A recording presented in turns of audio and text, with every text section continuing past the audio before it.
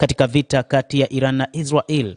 Iran imesema kwamba ikiwa rais huyo ataamua kufanya mashambulizi dhidi ya Iran, afahamu kabisa kwamba Iran imejiandaa na ipo tayari kwa ajili ya mapambano dhidi ya Marekani. Sio kwamba tunapambana na Israel tu, tuko tayari kupambana na Marekani, anasema waziri wa mambo ya kigeni Abbas Araghchi. Tehran itakuwa tayari kufanya mashambulizi ya kulipiza kisasi kwa jeshi la Marekani katika eneo la Mashariki ya Kati ikiwa Washington itajiunga na operesheni ya kijeshi ya Israel.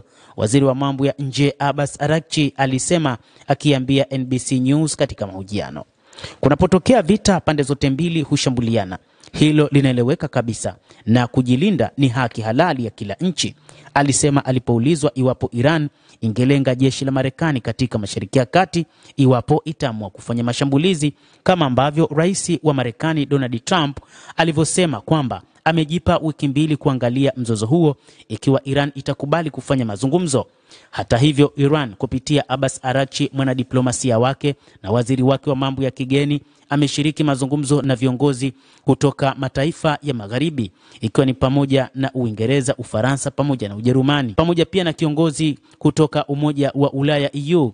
Lakini katika mazungumzo yake, moja kati ya kitu muhimu ambacho amewaeleza viongozi hao wa diplomasia, mawaziri wa mambo ya kigeni, ni kwamba Iran itakuwa tayari kuachana na mapambano ikiwa Israel itaacha kuishambulia Iran.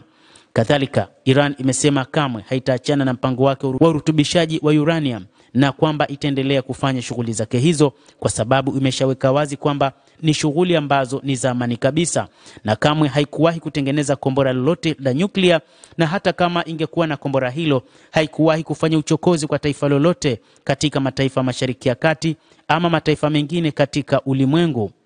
Kwa maoni yake, kinachohitaji ni simu ya kutoka Washington hadi Tel Aviv kukomesha kila kitu.